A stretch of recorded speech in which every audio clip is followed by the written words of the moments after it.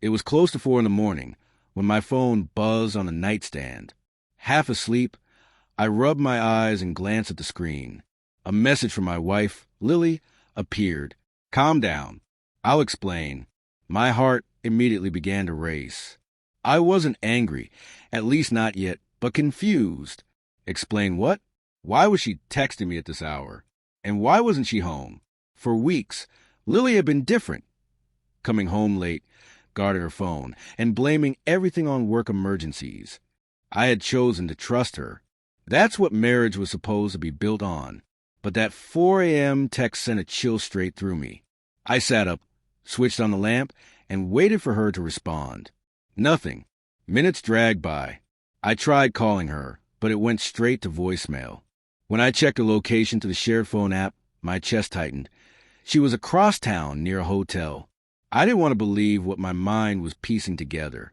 Still, doubt has a cruel way of painting its own truth.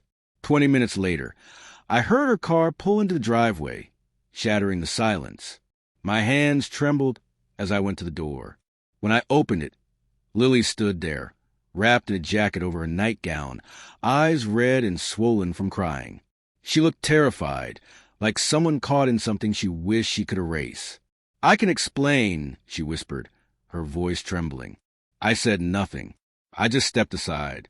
She walked in slowly, arms wrapped around herself as if trying to hold in the pieces. The faint scent of alcohol and perfume that wasn't hers lingered in the air. My silence seemed to frighten her more than anger ever could.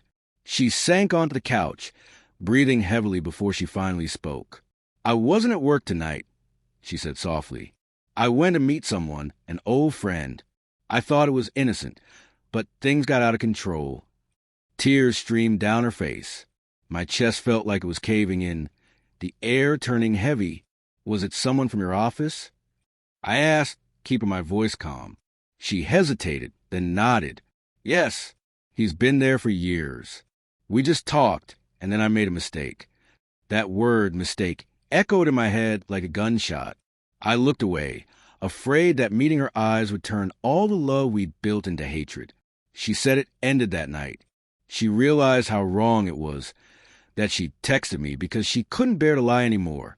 But something about the timing, the secrecy, the hotel, made it hard to believe her. It felt like the truth only came because she was cornered by guilt. I listened silently as she cried, begging me not to end our marriage, promising she'd do anything to fix what she'd broken. I wanted to shout, to demand why, to understand how little our years together seemed to mean. But all that came out was one question. Why him? She didn't have an answer, just more tears and apologies. She said he made her feel seen when I'd grown distant. That part hurt the most because, deep down, she wasn't wrong. Somewhere along the way, I had stopped showing her affection, assuming she'd always be there. But betrayal wasn't the cure for loneliness. By the time the first light of dawn touched the curtains, her tears had slowed. The silence that filled the house was heavier than grief itself. "I need time," I finally said. She nodded, grabbed a small bag, and left for her sister's place. When the door shut behind her, I realized that might have been the last morning we'd ever share as husband and wife. In the days that followed, her messages kept coming. Long texts filled with apologies, guilt, and promises to change. I didn't reply. I spent that time reflecting, replaying our years together, wondering when love had become so fragile.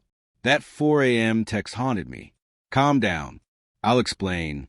As if betrayal ever came with an explanation that made sense. Weeks later, we met at a quiet cafe. She looked drained, guilt etched deep into her features. She spoke about therapy, forgiveness, rebuilding. I told her I appreciated her honesty now, even if it came far too late. Months passed. I eventually moved out, started living on my own. Healing didn't come fast. It arrived in fragments, through sleepless nights, long walks, and the slow realization that sometimes love can't survive a single night of weakness. Lily wrote me one final letter. She said she would always regret that night, and the look on my face when she came home crying. I still remember it vividly. The cold air, her trembling voice, the unbearable weight of her confession. It was the night everything we built fell apart. And though life has moved forward, I'll never forget that 4 a.m. message that changed everything. Calm down. I'll explain.